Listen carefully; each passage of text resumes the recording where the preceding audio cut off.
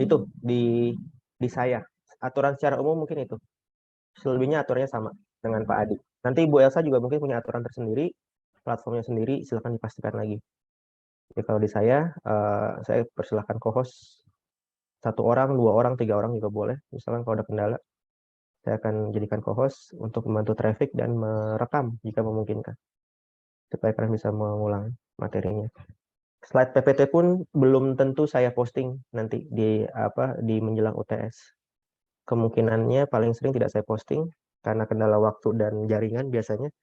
Jadi mungkin kalian bisa belajar dari sini, dari rekaman dan mencatat jelas. Kalau misalkan ada yang perlu dicatat, silakan dicatat.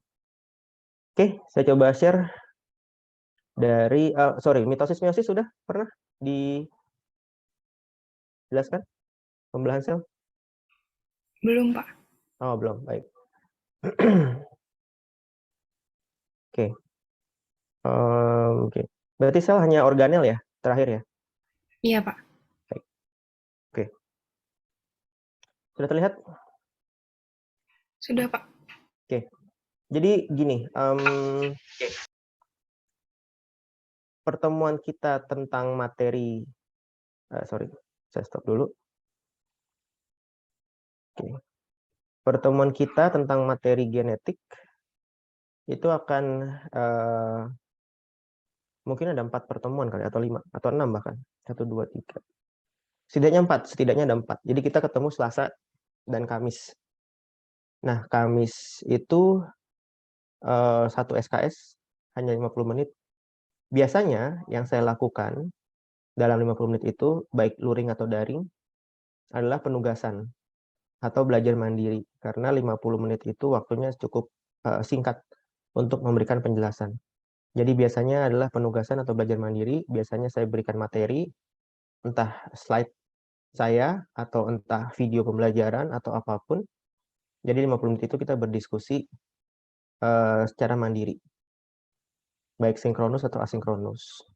Nah, materi-materi utama akan saya jelaskan pada hari Selasa yang berapa? 2 SKS. Kalian biologi umum 3 SKS ya. Jadi 2 SKS itu 100 menit. Yaitu hari ini kita akan berakhir sekitar insya Allah 14.50. Nah, materi genetik ini akan mungkin terbagi jadi 4-6 pertemuan. Jadi cukup banyak. Nah, dimulai dari siklus sel atau cell cycle.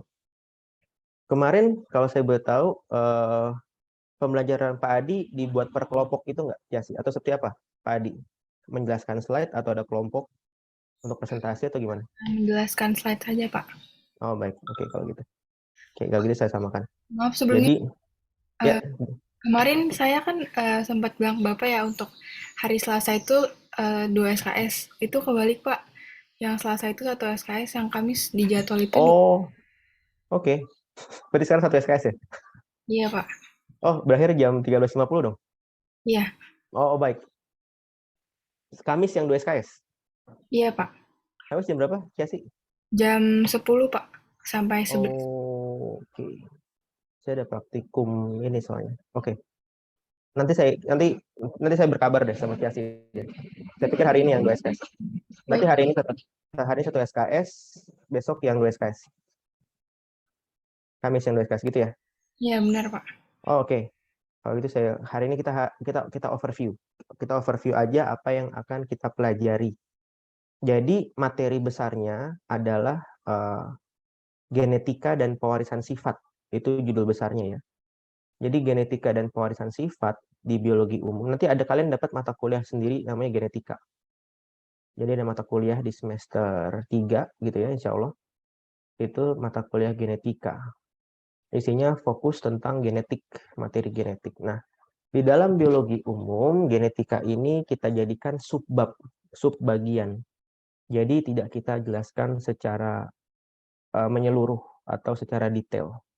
Tapi setidaknya di biologi umum ini kalian tahu apa yang ada di seputar genetika. Itu ya. Nah, bagian pertama dari mata kuliah biologi umum subbab genetika dan pewarisan sifat itu terdiri dari empat bagian sebenarnya. Jadi subbab. Tadi subbabnya adalah genetika, mata besarnya adalah biologi umum gitu ya. Buku acuannya Campbell. Saya, Pak Adi, dan Bu Elsa sepakat menggunakan acuan Campbell, makanya ini juga slide-nya saya ambil dari Campbell langsung.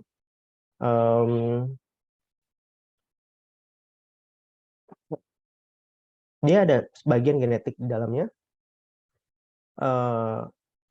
Saya bagi menjadi 4 bagian lagi. Yang pertama adalah pembelahan sel. Pembelahan sel nanti ada 2 jenis. Ada yang tahu nggak? Mitosis dan meiosis bukan, Pak? Alvira, betul. Mitosis dan meiosis. Oh ya, saya lupa. Tadi makanya kenapa tujuannya saya merecord buat komputer saya sendiri juga tadi itu ya. Di saya selain UTS, nanti ada tugas, mungkin poin penilaian juga dari kehadiran dan keaktifan.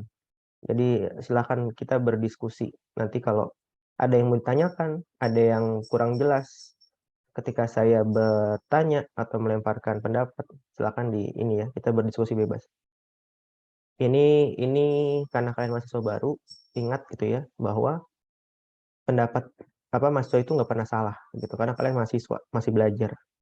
Nanti kalau salah saya yang koreksi gitu. Jadi jangan takut berpendapat. Itu ya. Ada mitosis dan meiosis tadi, betul Alvira. Bedanya apa?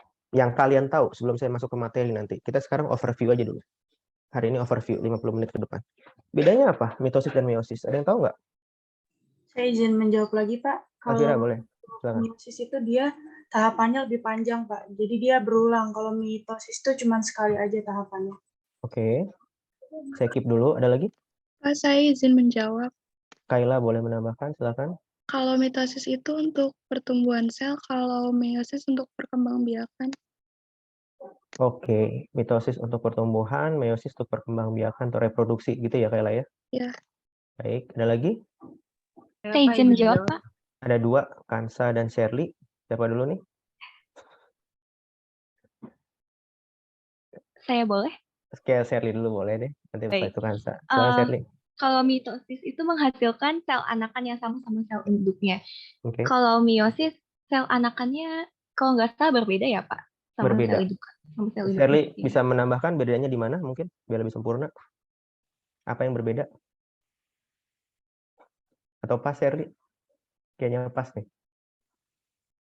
Bedanya apa Shirley?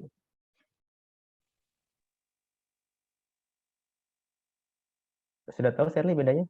Jawabannya betul. Biar lebih sempurna lagi perbedaannya. Shirley tahu? Sebentar. Ini Fatan nih mau ikut. Saya kasih kesempatan Shirley dulu. Shirley mau melengkapi jawabannya? Saya baru ingat itu aja sih, Pak. Jadi Oh, kayak oke. agak lupa. Maaf ya. Oke, nggak apa-apa. Terima kasih Shirley. Ke Kansa dulu. Saya ke Kansa dulu.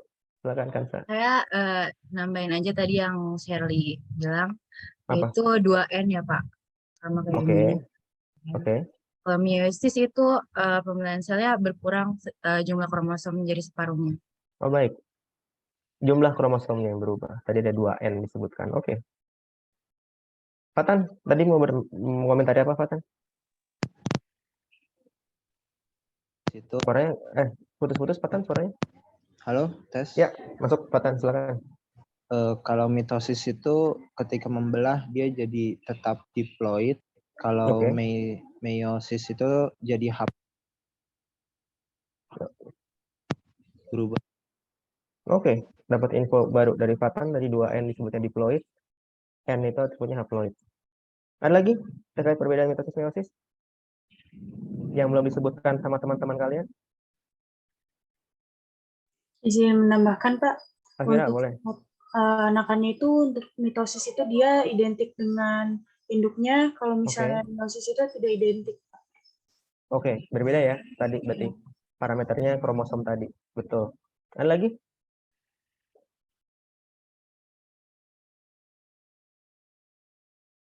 Saya izin menambahkan lagi, Pak. Kayla, boleh, silakan. Kalau mitosis itu adanya di pembelahan selnya itu di sel tubuh kita, kalau meiosis di sel gamet. Oke. Baik. Meiosis terjadi di sel kelamin atau sel gamet. Mitosis di sel tubuh. Oke. Bagus. Ada lagi?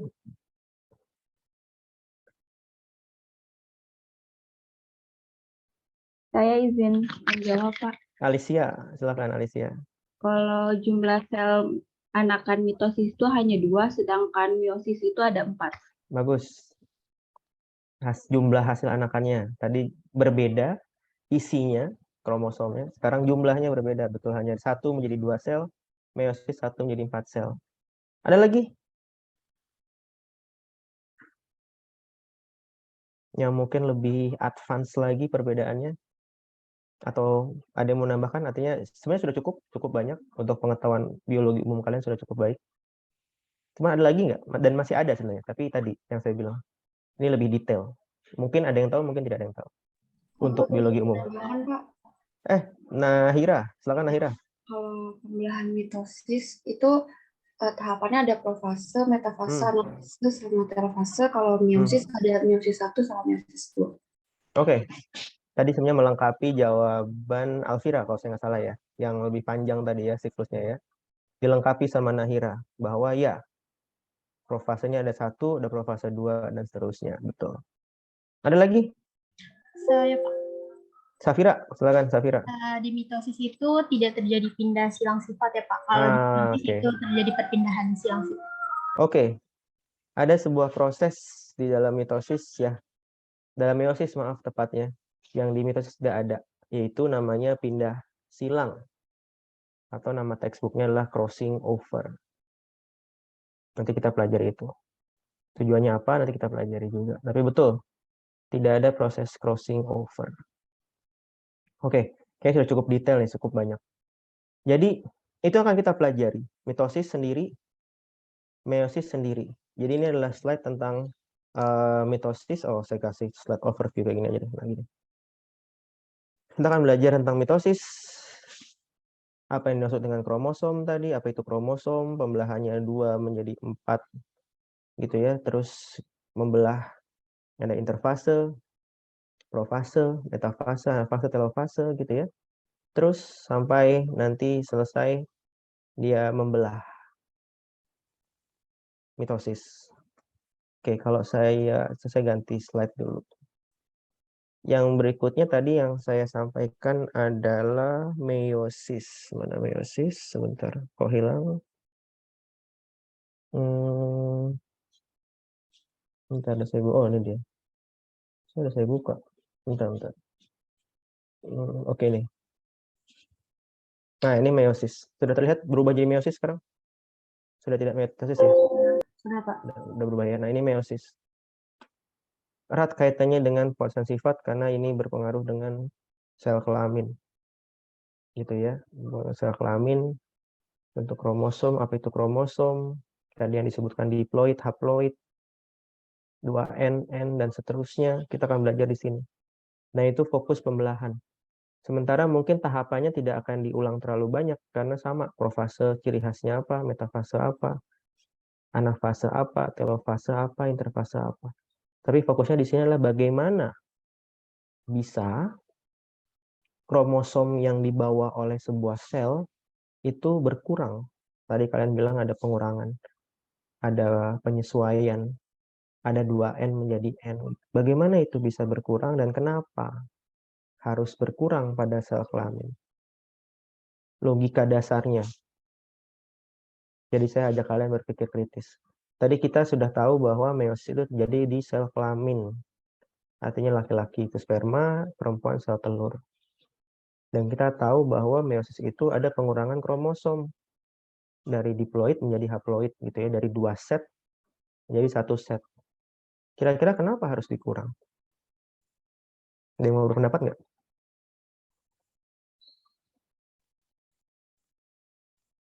Kenapa nggak dibiarkan tetap? Shirley, silakan Shirley. Tadi kalau nggak salah pertanyaannya meiosis kan mengurangi ya jumlah kromosom. Betul. Ya. Tujuannya agar setelah fertilisasi individu yang dihasilkan memiliki jumlah kromosom sel tubuh yang sama dengan induknya. Yaitu tadi kalau diploid berarti dari N menjadi N gitu ya Shirley ya? Betul Shirley? Iya.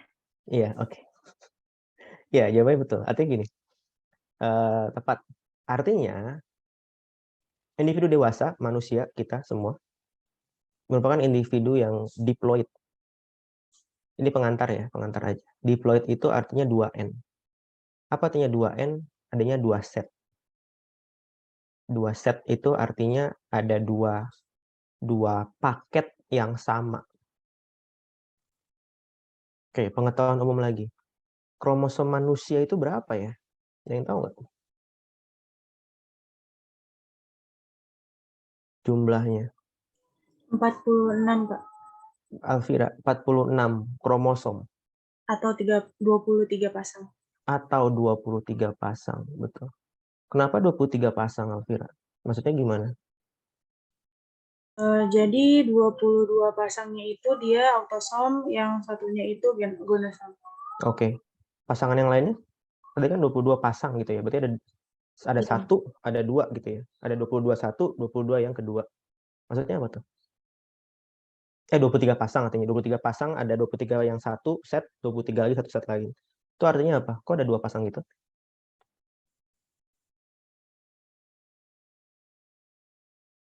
Kenapa harus ada 2 pasang? Ada yang mau mencoba membantu? Bantu Alvira?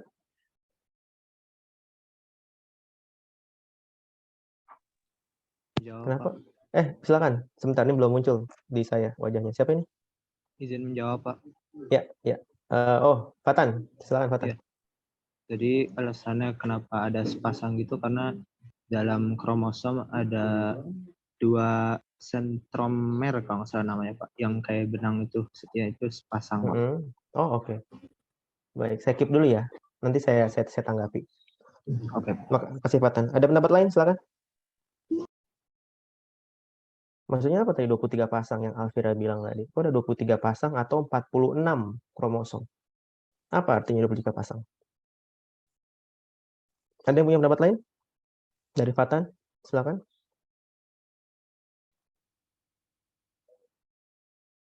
Saya kasih dulu. Silakan. Kiasi. Coba mau jawab, Pak. Silakan. Saat fertilisasi kan spermanya membawa 23 pasang, terus ovumnya juga ada 23 pasang, jadi ada 46 gitu. 23 pasang spermanya, ovumnya 23 pasang, pas ketemu 46 pasang dong. Kiasi. Iya, Pak. Oke. 46 tuh pasang atau enggak? Pakai pasang enggak 46? Enggak, Pak. Oh, enggak pasang. Hampir tepat nih jawabannya Kiasi. Bedanya salahnya sedikit lagi. Artinya apa? Izin menambahkan, Pak. Fauzan, silakan Fauzan.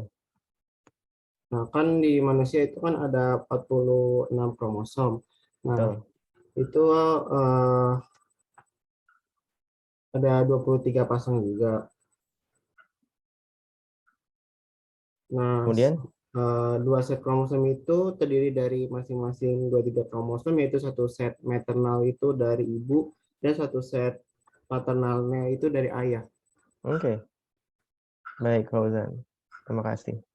Nah, ini udah mulai lengkap nih kalau saya gabungkan. Nah, tadi yang pendapatnya Fatan tentang sentromer kurang tepat ya. 23 pasang itu bukan terkait sentromer. Tadi sebenarnya pemantiknya adalah jawaban Shirley tadi. Saya mencoba mengejar jawaban Shirley tadi. Kenapa sih harus direduksi gitu ya? Ini adalah intisari dari nanti kita belajar meiosis. Kita tahu meiosis itu adalah pembentukan sel kelamin. Di mana di dalam sel kelamin nantinya akan ada fertilisasi. Di mana dengan adanya fertilisasi berarti menggabungkan 2 sel menjadi 1. Yang artinya isi dari 2 selnya pun menjadi 1. Yang artinya di dalam sel itu ada DNA. DNA-nya pun akan bergabung menjadi 1. Sehingga individu dewasa kayak kita atau bayi, fetus, janin gitu ya, itu harus jadi 46 kromosom. Kalau dalam pembentukan sel kelamin tidak direduksi jumlah kromosomnya, artinya 46 kromosom itu dibawa oleh sperma, 46 dibawa oleh sel telur, nanti anaknya atau calon anak memiliki berapa kromosom? 92, betul. 92 kromosom, melebihi jumlah manusia normal. atau 46 pasang tadi yang salahnya kiasi di situ aja kurang tepat. Sehingga sperma hanya membawa 23 kromosom saja, bukan 23 pasang. Ovum membawa 23 kromosom. Terjadi fertilisasi, 23 bertemu 23 jadilah 46 kromosom atau tadi Alvira bilang 23 pasang. Kenapa 23 pasang? Artinya kromosom kita cuma 23. Satu setnya, yaitu N-nya tadi. N-nya atau haploidnya adalah 23. Diploidnya atau 2N atau 2 set. Berarti cuma ada kromosom nomor 1 sampai kromosom nomor 22 tadi. Alvira udah sebutkan. Satu set lagi gonosom. Apa tanda kromosom kelamin pada manusia? Ini harus tahu nih anak biologi. Kodenya apa? X dan Y. Oke, laki-laki dulu deh. Laki-laki apa laki-laki? Iya. Ada yang bilang XX. X Ansa ya, tadi. Pak. XT bagus. Safira, Unaisa, Alicia, banyak. Laki-laki XY. Perempuan XX. Jadi kromosom nomor 23 adalah kromosom kelamin itu X atau Y. Gitu ya. Jadi kromosom itu cuma nomor 1 sampai nomor 22 dan X atau Y di kromosom nomor 23. Maksudnya apa, Pak? 23 pasang. Nah, satu set itu punya ayah, tadi Fauzan ya sampaikan. Satu set lagi punya ibu. Nanti di sini kita belajar bahwa ada pengurangan. Siapa, Pak, yang dikurangi? Punya ayah atau punya ibu? Belum tentu punya ayah atau punya ibu. Kadang punya ayah semua, kadang punya ibu semua, kadang punya ayah sedikit, kadang punya ibu sedikit, dan seterusnya sampai nanti ada proses crossing over tadi atau pindah silang. Makanya jangan heran gitu, wah anaknya mirip ayahnya gitu. Mungkin set dari ayahnya yang banyak sampai di kalian gitu.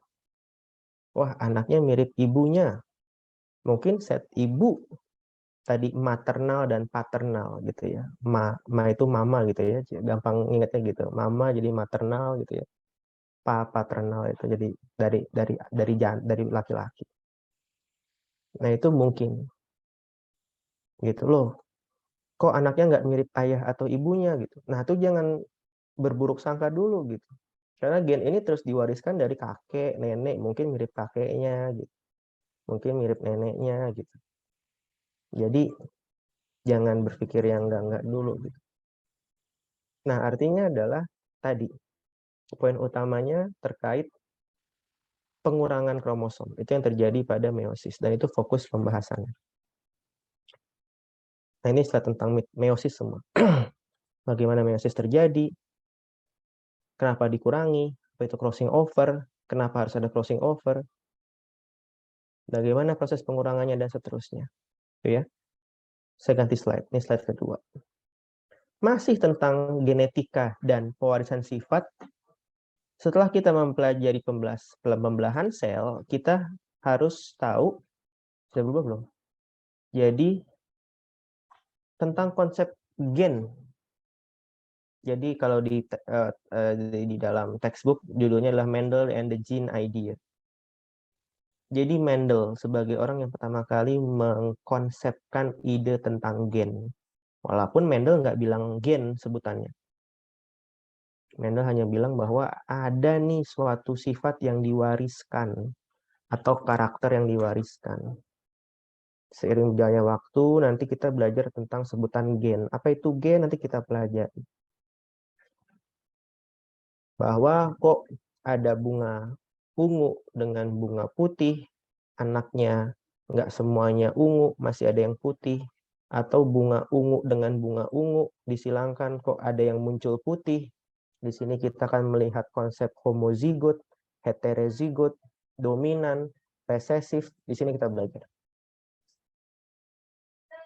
Atau ada bunga merah dengan bunga putih ternyata menjadi bunga pink.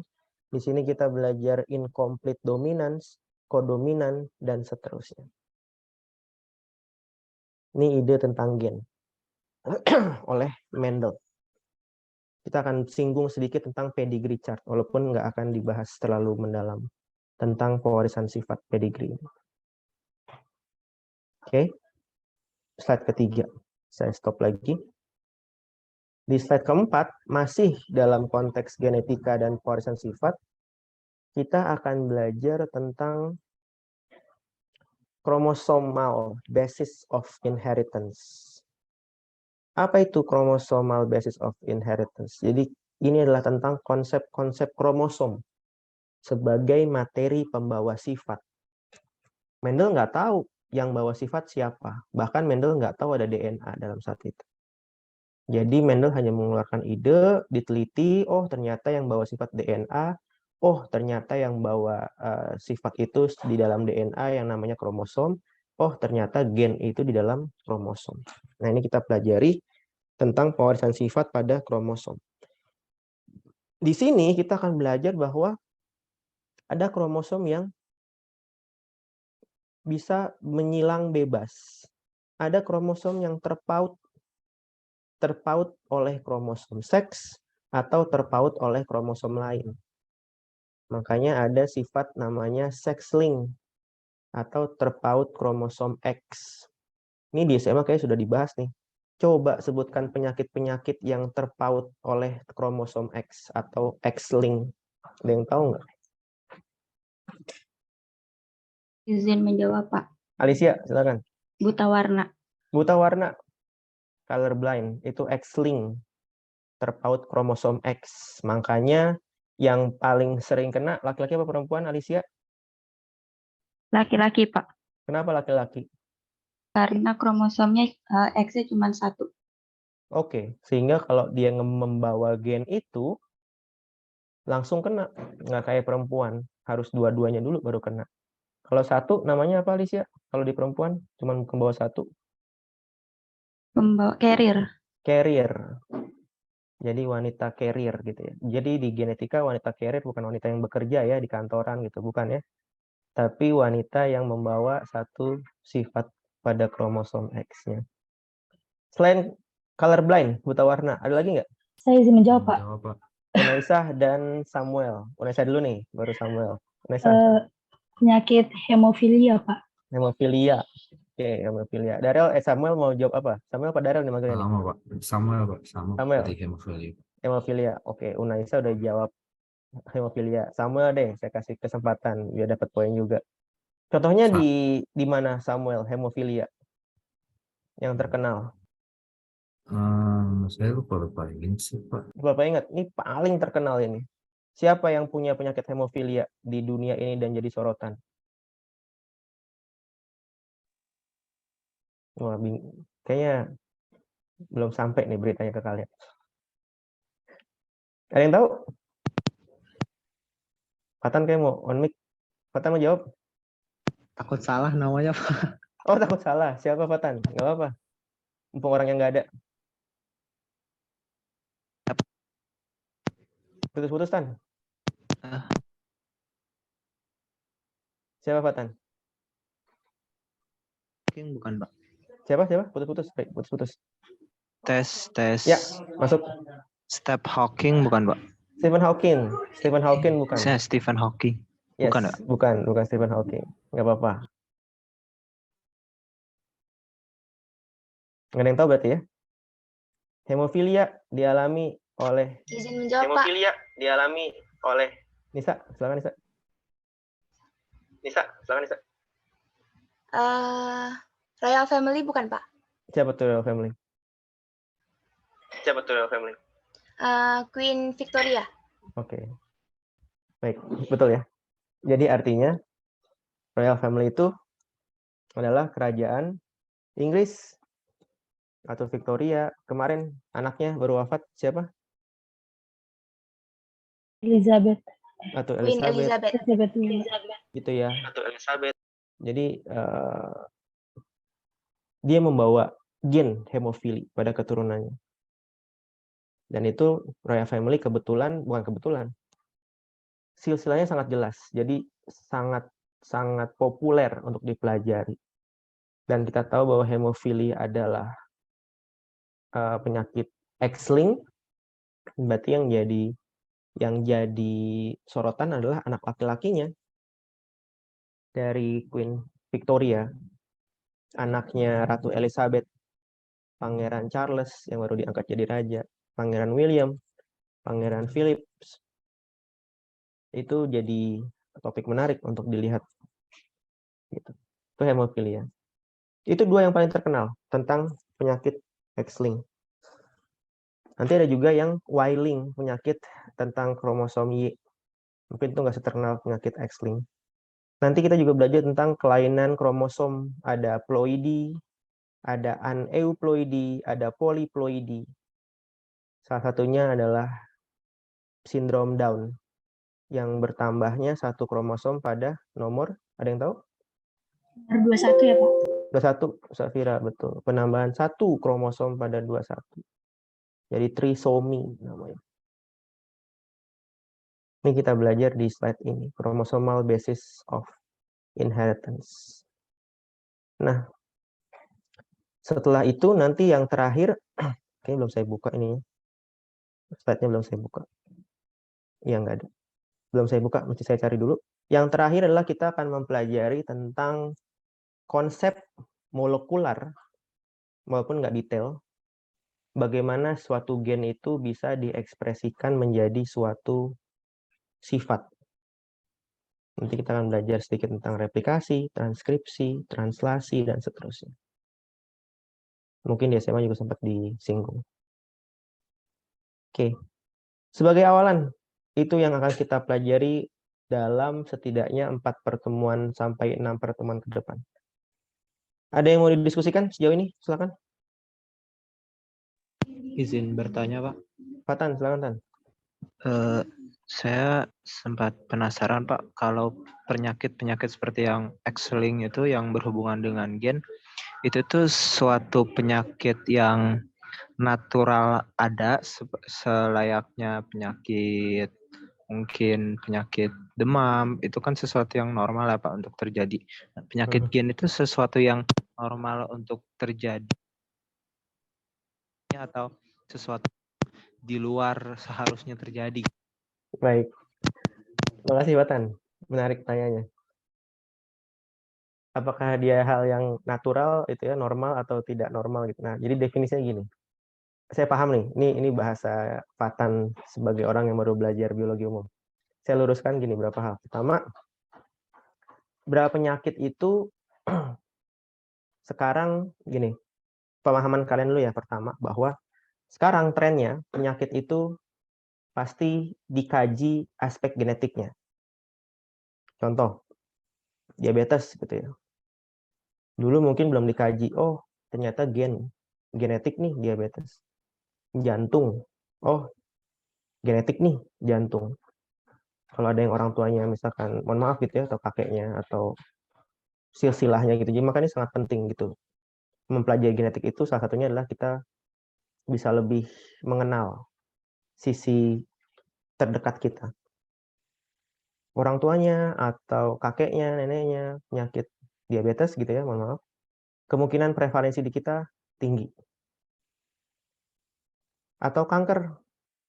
Ada yang neneknya, kakeknya, atau kakek dari neneknya, atau orang tuanya langsung penyakit kanker itu juga genetis.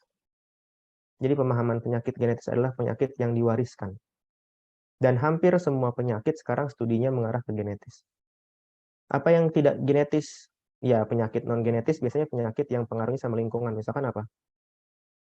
Misalkan panu gitu ya, kurap. Itu lebih ke jarang mandi gitu ya. Bukan karena ada gen panunya atau gen kurapnya gitu enggak ya.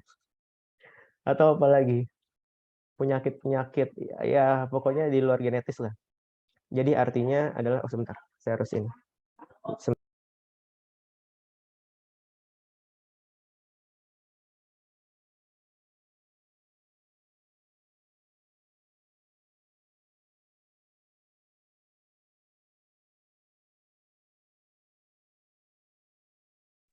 Oke, saya ulang. Pertama itu ya, yang harus dipahami bahwa kajian ilmu kedokteran, ilmu medis sekarang mengarahnya ke genetis. Sifat-sifat tertentu diarahkan ke genetis. Apa ada gennya yang berpengaruh dan seterusnya. Itu satu. Apakah pewarisan genetis itu bisa dihentikan? Pak, kakek saya kena diabetes. Kebetulan ayah saya juga kena. Apakah saya bisa di-stop? Enggak. Jadi gen dari orang tua itu adalah warisan yang sudah kalian terima gitu ya. Jadi harus bersyukur nih. Jadi warisan itu bukan cuma tanah gitu ya, mobil, harta benda. Nah, kalian begitu lahir tuh sudah diwariskan tuh sama orang tua kalian. Ya, ini warisannya gitu ya, gitu. Selamat gitu. Gen mata biru gitu ya, rambut lurus, rambut ikal, termasuk juga kalau ada penyakit genetis. Itu satu. Itu yang kedua. Tadi satu adalah arahnya penyakit diarahkan sekarang studinya ke penyakit genetis, tapi ada yang tidak non-genetis. Satu. Ketiga, yang paling penting,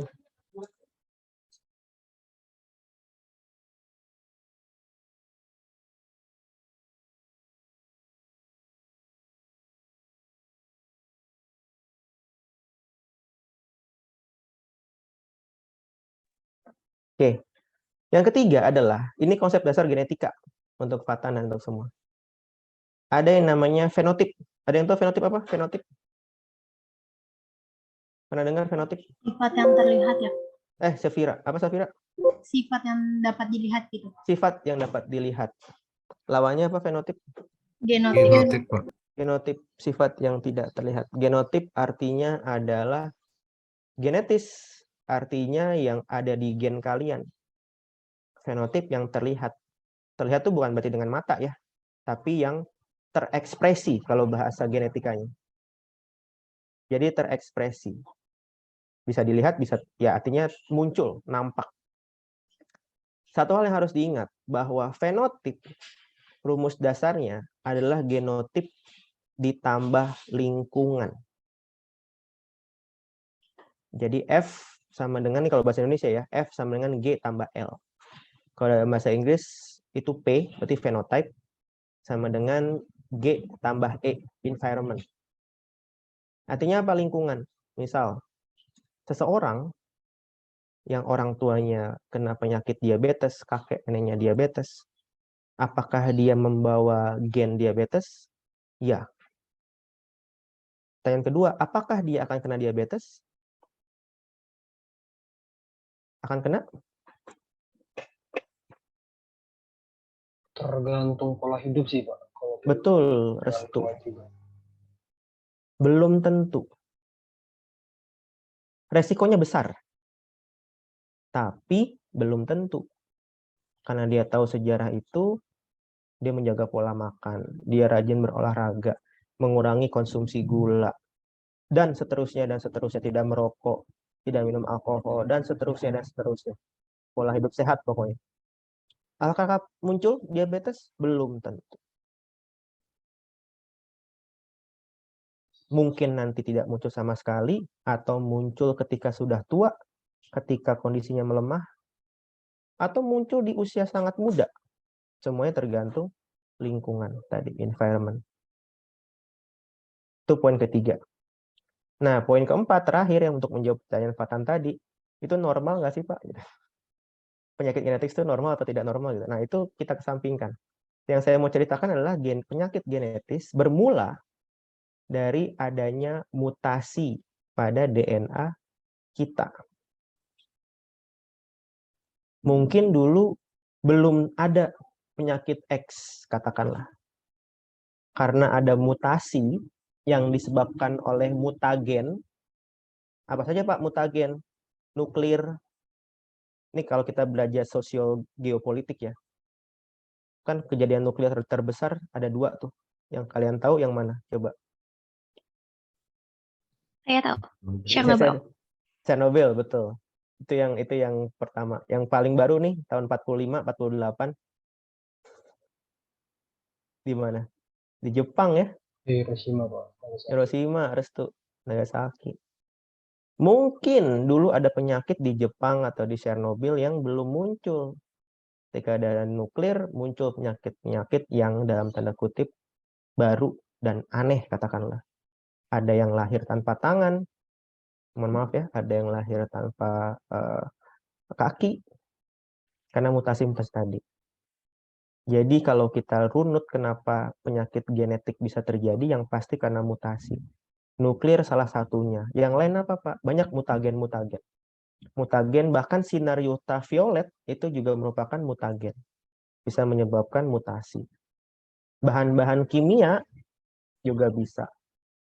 Asap polusi kendaraan, asap rokok juga mutagen. Gitu. Tapi jangan khawatir, di tubuh kita ada nanti mekanisme namanya DNA repair. DNA yang sistem yang memperbaiki kalau ada kerusakan DNA. Tapi kalau kerusakannya terus-menerus dan besar, tubuh juga tidak bisa memperbaiki. Kurang lebih gitu, Fatan, gambarannya. Semoga menjawab ya. Terima kasih. Baik. Oke, satu pertanyaan terakhir mungkin. Tadi kita mulai agak telat, jadi kita agak extend. Masih ada satu pertanyaan terakhir? Izin bertanya, Pak. Restu, silakan tuh.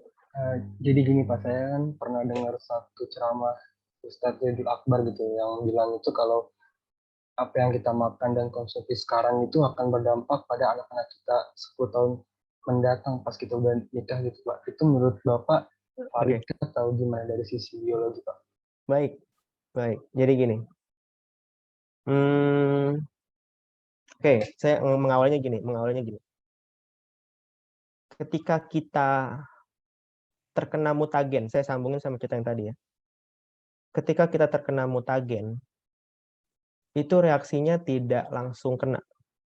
Jadi ada dalam lab namanya, misalkan sebutlah Ethidium bromida. Itu dipakai dalam laboratorium genetik. Ketumpahan Ethidium bromida di tangan, itu beda sama ketumpahan asam sulfat. Langsung berasa gitu ya. Ethidium bromida sifatnya karsinogenik. Artinya menyebabkan kanker. Ya, ketumpahan Ethidium bromida. Paling cuman basah, agak gatal sedikit, selesai. Tapi 10 tahun lagi, 15 tahun lagi, kita nggak tahu tuh. Kebayang ya, itu pengantarnya. Satu. Yang kedua adalah jadi efek mutagen itu nggak langsung. Wah, begitu kena nuklir langsung berubah gitu. Jadi X-Men. Jadi X-Men itu ada benernya, ada fiktifnya ya. Nonton ya X-Men ya, nonton ya. Yang matanya keluar laser gitu ya.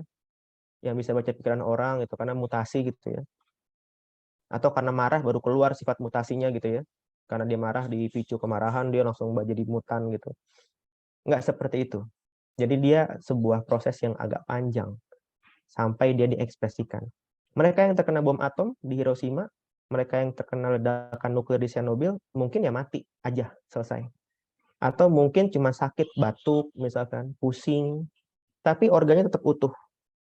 Singkat cerita mereka berkembang bereproduksi, suami istri punya anak, baru ke anaknya. Anaknya sehat, ternyata baru ke cucunya, dan seterusnya. Dan itu lestari, nggak bisa hilang. Makanya kejahatan nuklir tuh kayak gitu, lestari. Nggak pernah bisa hilang. Sejauh ini harapannya hanya metode CRISPR-Cas9, yaitu gene editing. Tapi kalau itu nggak berhasil, penyakit genetik, penyakit yang ada di DNA belum bisa disembuhkan. Paling hanya bisa menyembuhkan gejalanya, pusingnya, sakitnya, dan seterusnya. Tapi penyebabnya belum bisa, karena sumbernya adalah di gen atau di DNA dan terus diwariskan. Satu. Yang kedua, terkait pendapat tadi yang Restu sampaikan dari Ustadz Zaidul Akbar. Apa yang kita makan, apa yang kita konsumsi berpengaruh sama diri kita dan berpengaruh juga untuk keturunan kita. Satu sisi, ya, ada betul, ada benarnya. Tadi kita belajar bahwa pola hidup adalah bagian dari lingkungan, paparan lingkungan, gitu ya, paparan environment yang kita maksud. Dengan pola hidup yang sehat, dengan apa yang kita makan dengan baik, bergizi, katakanlah, proporsional, itu jelas berpengaruh. Dengan ke diri kita sendiri dulu yang pasti, dan ke keturunan berikutnya. Asal dilakukan secara kontinu. Contoh, restu nanti misalkan menikah gitu ya dengan istri, makan yang sehat, semua pola makan sehat gitu ya. Anaknya pasti baik dari segi tumbuh kembang. Singkat cerita, anaknya ternyata tidak mengikuti pola hidup sehatnya restu dan istri. Jadi anak restu dan istrinya gitu ya, katakanlah laki-laki anaknya, nggak hidup sehat tuh, makanannya nggak ini. Akan tetap baik nggak ke cucunya restu? Atau terputus kira-kira? Gimana tuh? Wah, yang jawab Alvira. Terputus ya tuh ya. Wah, saya jadi ini saya tanya restu nih, lagi tanya restu nih, ini Alvira bantu jawab ternyata. Alvira bantu jawab aja itu ya, jangan dimasukkan ke hati itu ya. Jadi terputus tuh tadi kata Alvira juga. Pengaruh environment tidak lestari. Jadi pendapat Zadul Akbar menurut saya, Ustadz Zadul Akbar, betul, asal dilakukan kontinu. Paparan environmental tidak akan membuat suatu suatu ekspresi gen atau suatu DNA itu lestari. Dia terputus, tidak dilakukan lagi, ya udah. Sampai ada meme ya, sebuah foto di Korea, ibunya cantik, ayahnya ganteng gitu ya, anaknya biasa aja. Kira-kira kenapa tuh? Yang tahu nggak? Orang tuanya ada yang operasi plastik kan? Operasi plastik tuh, itu juga pengaruh environment. Jadi mau dioperasi kayak apa gitu ya, berharap nanti bagus gitu turunannya, nggak bisa diwariskan dalam gen. Orang tuanya makan sehat, bagus untuk dirinya dan untuk anaknya, bagus. Tapi anaknya nggak melakukan itu, keputus. Gitu. Jadi paparan environment, paparan lingkungan, itu tidak bersifat lestari. Kuncinya di kontinuitas. Kalau dilakukan berulang dan terus-menerus antar generasi, sampai banyak generasi, mungkin ya manfaatnya baru terasa. Kurang lebih gitu tuh, pendapat saya tuh. Baik Pak, terima kasih banyak Pak. Baik. Kalau gitu saya cukupkan kayaknya, Restu, pertanyaan terakhir untuk diskusi hari ini, cukup menarik diskusinya. Mungkin Kamis baru kita lanjutkan lagi dengan topik pertama, pembelahan sel. Kalau masih ada yang ingin ditanyakan, mungkin bisa dituliskan di kolom komentar pada Google Classroom pada bagian posting jadwal link Zoom hari ini. Oke? Saya cukupkan pertemuan hari ini. Sebelum kita tutup, kita dokumentasi akhir. Silakan Kiasi bisa bantu dokumentasikan. Iya, Pak. Untuk yang slide pertama, 1, 2, 3. Selanjutnya yang slide kedua, 1, 2, 3. Sudah, Pak. Baik. Oke, terima kasih sekali lagi. Oh, harusnya Kamis itu juga agendanya luring. Tapi saya infokan nanti ya. Jadi kita di biologi, mungkin kalian juga dapat infonya bahwa Senin, Selasa, Rabu, dan Kamis, Jumat. Kita cut off-nya 2 hari. Jadi kalau sekarang pekan ini Senin, Selasa, Rabunya daring, Kamis, Jumatnya luring. Pekan depan, Senin, Selasa, Rabunya luring, Kamis, Jumatnya daring, dan seterusnya kayak gitu. Harusnya Kamis besok daring, tapi nanti luring. Nanti saya infokan ke Kiasi ya, kita akan luring atau tetap daring ya. Itu ya. Baik, kalau gitu saya cukupkan pertemuan hari ini. Terima kasih sekali lagi atas kehadiran dan keaktifannya. Mohon maaf jika ada kesalahan penyampaian materi yang saya lakukan. Saya tutup. Selamat siang. Wassalamualaikum warahmatullahi wabarakatuh. Waalaikumsalam. Waalaikumsalam.